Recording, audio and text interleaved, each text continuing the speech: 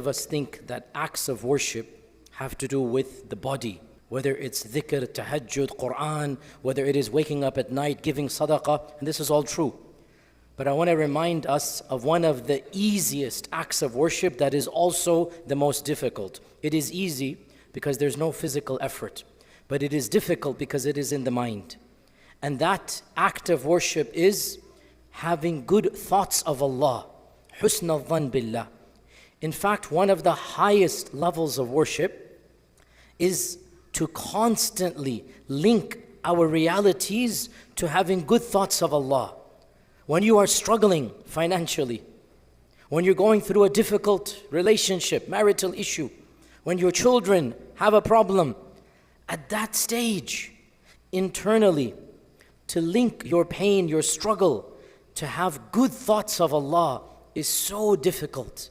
And yet, it is of the highest levels of worship. If you can clean your mind, if you can sanitize your thoughts, you are worshiping Allah in ways that is more difficult than tahajjud. You will get more reward just for thinking good thoughts. Can you imagine? Our Prophet ﷺ told us that husn al-dhan is from iman of Allah. Husn al-dhan of Allah is from iman. To have good thoughts of Allah. The Quran says to have bad thoughts is something the hypocrites do and something the people of Jahiliyyah did. Read the Quran. يَظُنُّونَ بِاللَّهِ غَيْرَ الْحَقِّ ظَنَّ الْجَاهِلِيَّةِ. They had bad thoughts of Allah. These are thoughts that come from Jahiliyyah. يَقُولُونَ لَوْ كَانَ هَلْ لَنَا مِنْ أَمْرِ مِنْ شَيْءٍ. They are blaming the realities. They're blaming it. Astaghfirullah an qadar. They're saying we can't do anything. Allah has willed this for us. They have bad thoughts of Allah. And Allah says this is dhann al-jahiliyyah. These are thoughts that come from a mind that shouldn't be from Islam. So what is good thoughts of Allah? Good thoughts of Allah does not mean you have to be happy when something bad happens. Good thoughts of Allah means, number one, you accept this is happening because of a divine plan. Go read Surah Al-Ahzab when Allah says the munafiqun said, if you had only listened to us, you would not have lost your lives. If you had only listened to us, this would not have happened. Means they're not really believing in qadr. They're not really having taslim of Allah's qadr. Allah is our mawla. لَن يُصِيبَنَا إِلَّا مَا كَتَبَ اللَّهُ لَنَا هُوَ مَوْلَانَا. Nothing's going to happen to us unless Allah has willed it for us. So when life becomes difficult, husn al-dhan means Allah has a plan. It doesn't mean you have to be happy. Nobody's happy when you lose your job. Nobody's happy when you're going through a problem in your marriage. Nobody's happy when your children are disobeying you. But you think to yourself, there is a wisdom, and I need to maximize the good to get that wisdom. How do you maximize your good? You presume, you assume, you have yaqeen. What is the yaqeen you have? That the overall good from this experience will be more than the bad. That is husn al-dhan. Doesn't mean you neglect the bad. Doesn't mean you ignore the bad. Doesn't mean you're not hurt at the bad. We are all hurt when something bad happens. What is husn al-dhan in Allah? What Allah will give me of thawab, of ajr, of even in this world will be worth more than what has been taken away. That is husn al-dhan. That's it. You will be sad, you will be anxious, you will grieve, but you have positive thoughts of Allah internally. And a manifestation of that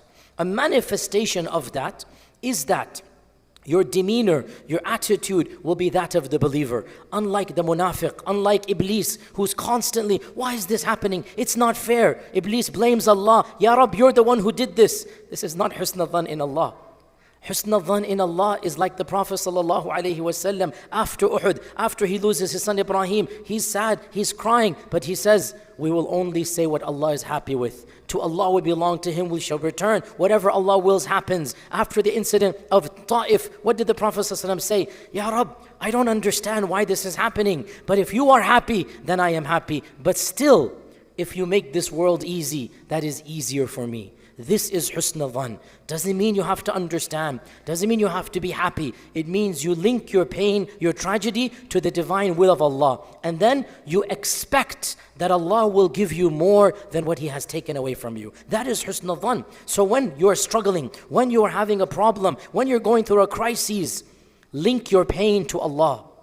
Expect Allah's ajr, that is sabr. Expect Allah's ajr, and then expect a positive change in your situation. You're looking for a job. Husn al-dhan, inshallah, tomorrow I'm going to get that phone call. Husn al-dhan, inshallah, it's just a matter of time. You're constantly thinking good. You all know the hadith in Bukhari and Muslim, hadith Qudsi, the highest level of hadith, both in terms of authenticity and in terms of sanad to Allah subhanahu wa ta'ala. Ana inda dhanni abdi bi. I will treat my servant the way that he thinks I will treat him. So when he thinks good of me, he shall get good treatment. And when he thinks negative, he will get what he thought.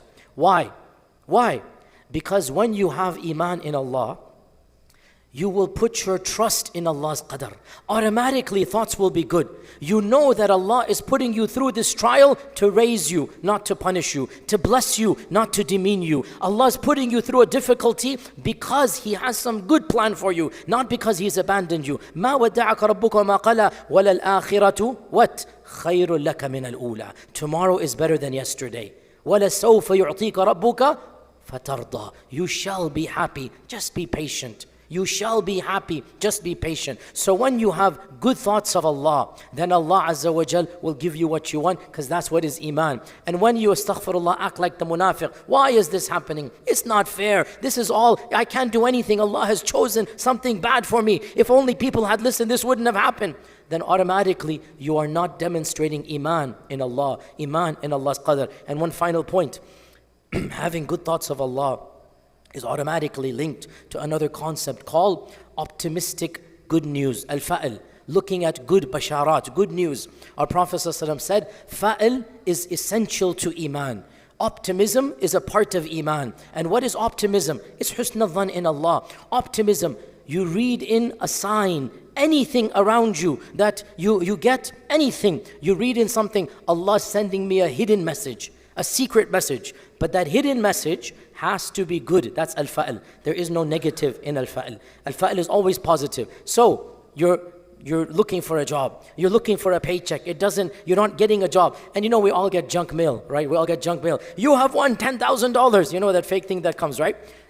A mu'min will get that, and he knows this junk mail. He goes, this is Allah sending me a sign that this is a fake check, I know, but there will be a real check soon. This is al-fa'il from iman. The Prophet ﷺ would even derive fa'il from a good name. From a good name, right? So you're looking, you're waiting, you're going through some difficulty. You're just walking in the street and you hear somebody call, hey Victor, hey Victor. You're like, Victor, this is victory. Allah is telling me victory will come. If you think like this is a sign of iman. You read in anything positive to anything happening around you. And the seerah teaches us multiple times. The Prophet ﷺ derived good omen, is called a good omen, and Allah Azza wa Jal fulfilled that good omen right then and there. Why? Because you have this optimism. Allah will take care of me. Allah will do this for me. And when you put your trust in Allah, Allah subhanahu wa ta'ala will deal with you in that positive manner. Because Allah is Kareem, Allah is Ra'uf, Allah is the one who loves and is generous. So just like, you give me a simple example, yani when your son, your daughter, truly they do something bad and they come to you, mother, father, baba, mama, I've made a mistake, please forgive me. Your love just gushes out. You can't possibly hold a grudge when your son, your daughter comes to you with tears in their eyes, wanting forgiveness. Well then, how about the love of Allah for His creation? When the Prophet ﷺ says, Allah loves His servant more than the mother loves the child. When you come to Allah, just like a baby, knowing the mother will take care of me, knowing my parent will take care of me. When you turn to Mawla, Al-Mawla,